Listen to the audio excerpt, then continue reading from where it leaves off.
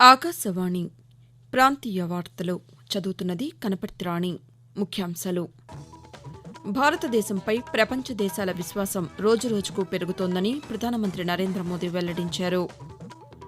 ఎన్నికల నిర్వహణ, ఓటర్ల జాబితా నవీకరణకు జిల్లా ఎన్నికల అధికారులతో రాష్ట ప్రధాన ఎన్నికల అధికారి ముఖేష్ కుమార్ మీనా సమీక్షించనున్నారు. ఉద్యోగుల భవిష్య నిధి ఈపీఎఫ్ ఖాతాల్లో నిల్వలపై 2023-24 ఆర్థిక సంవత్సరానికి 8.25% వడ్డీ రేటును నిర్ణయించారు. శ్రీ పొట్టి శ్రీరాములు నెల్లూరు జిల్లా కావలి సమీపంలో జరిగిన రోడ్డు ప్రమాదంలో మృతుల సంఖ్య 6కు పెరిగింది.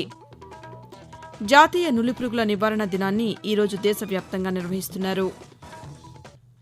వార్తల వివరాలు. భారతదేశంపై ప్రపంచ దేశాల విశ్వాసం రోజురోజుకు పెరుగుతోందని ప్రధానమంత్రి నరేంద్ర మోదీ వెల్లడించారు. ఢిల్లీలో నిన్న జరిగిన టైమ్స్ గ్లోబల్ బిజినెస్ సమ్మిట్లో ఆయన ప్రసంగిస్తూ గత 10 ఏళ్లలో భారతదేశం రూపాంతరం చెందిందని ప్రపంచ ఆర్థిక నిపుణులు విశ్వసిస్తున్నారని తెలిపారు. ఒకవైపు 20వ శతాబ్దపు సవాళ్లను ఎదుర్కొంటూనే మరోవైపు 21వ శతాబ్దపు ఆకాంక్షలను కూడా నెరవేరుస్తున్నామని స్పష్టం చేశారు. ఏ దేశ అభివృద్ది ప్రయాణంలోనైనా అన్ని పరిస్థితులు అనుకూలంగా ఉండే సమయం వస్తుందని, ఆ దేశం అనేక శతాబ్దాల పాటు బలపడుతుందని, ప్రస్తుతం భారత్ ఆ సమయంలోనే ఉందని తెలిపారు. భారతదేశ సామర్థ్యం ఈ స్థాయిలో ఇంతకు ముందెప్పుడూ చూడలేదని, వినలేదని నరేంద్ర మోదీ వివరిస్తూ हमारी सरकार ने अगर 11 करोड़ शौचालय बनाए हैं तो स्पेस सेक्टर में भी नई संभावनाएं बनाई है। हमारी सरकार अगर गरीबों को 4 करोड़ घर दिए हैं तो 10,000 से ज्यादा अटल टिंकरिंग लैब्स भी बनाए। हमारी सरकार ने अगर 300 से ज्यादा मेडिकल कॉलेज बनाए हैं, फ्रेट कॉरिडोर, डिफेंस कॉरिडोर का काम भी बहुत तेजी से चल रहा है। हमारी सरकार ने वंदे भारत ट्रेनें चलाई हैं तो दिल्ली समेत देश के कई शहरों में करीब 10,000 इलेक्ट्रिक बसें भी चलवाई है। हमारी सरकार ने करोड़ों भारतीयों को बैंकिंग से जोड़ा है तो वहीं डिजिटल इंडिया से, फिनटेक से सुविधाओं का सेतु भी बनाया है। సార్వత్రిక ఎన్నికల నేపథ్యంలో ఎన్నికల నిర్వహణ, ఓటర్ల జాబితా నవీకరణకు జిల్లా ఎన్నికల అధికారులతో రాష్ట ప్రధాన ఎన్నికల అధికారి ముఖేష్ కుమార్ మీనా సమీక్షించనున్నారు.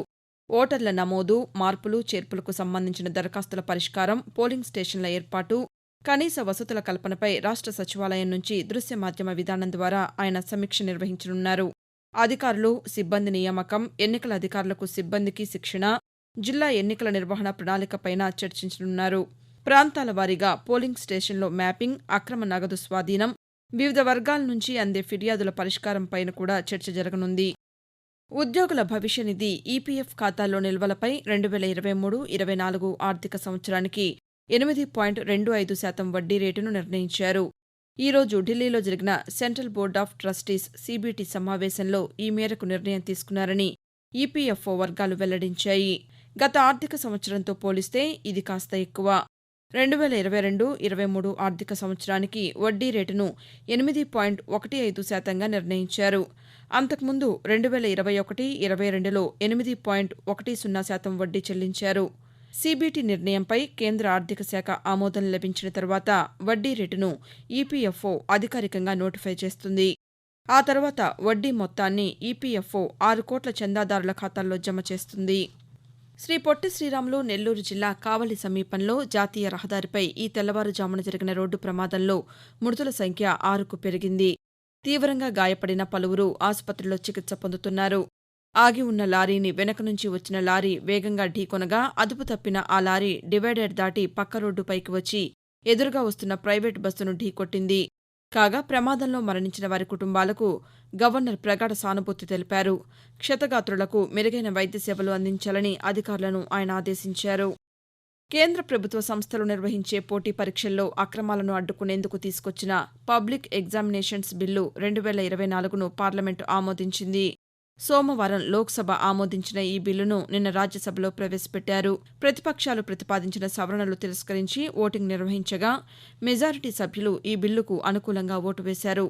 దీంతో ఈ బిల్లుకు రాజ్యసభ ఆమోదం లభించింది. ఆకాశవాణి ప్రాంతీయ వార్తలు వింటున్నారు. జాతీయ నులిపురుగుల నివారణ దినాన్ని ఈరోజు దేశవ్యాప్తంగా నిర్వహిస్తున్నారు. ఇందులో భాగంగా 1 నుండి 19 సంవత్సరాల వయసు గల పిల్లలకు ఆల్బెండజోల్ మాత్రలు అందిస్తున్నారు.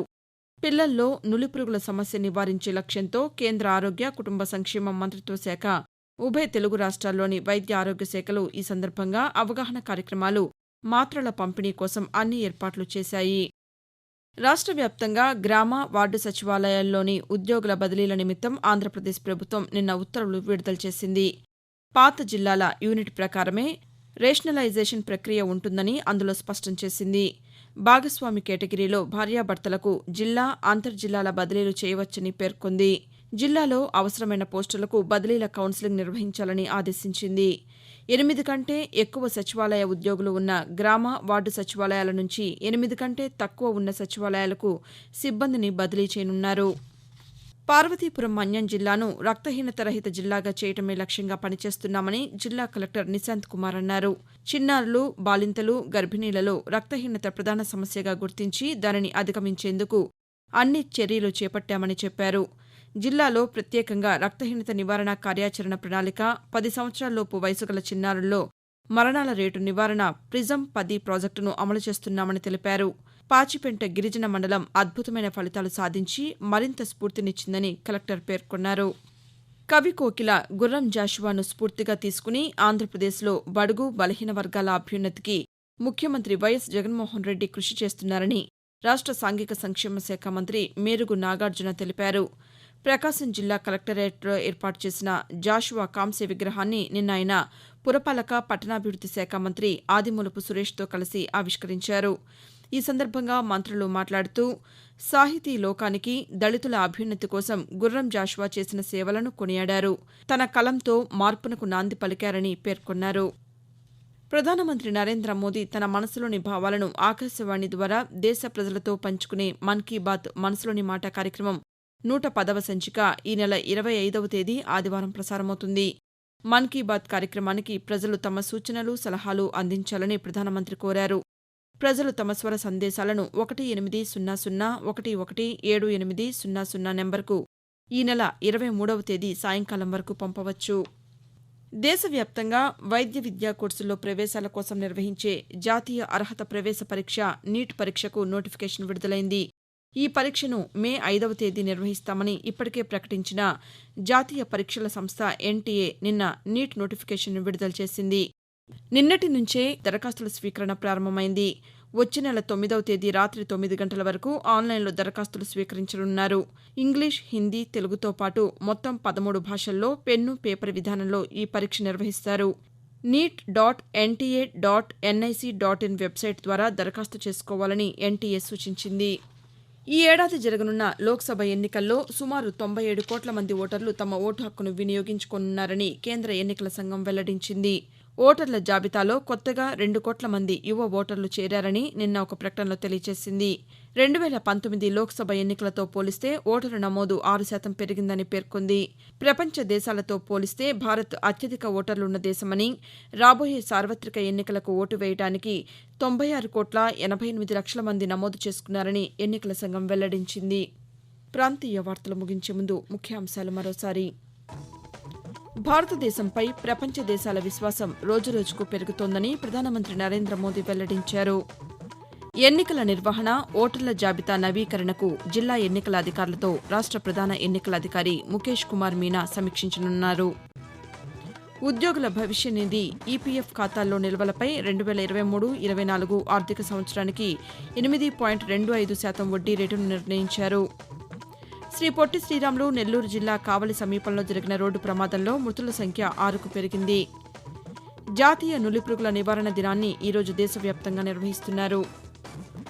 ఆకాశవాణి ప్రాంతీయ వార్తలు ఇంతటితో సమాప్తం.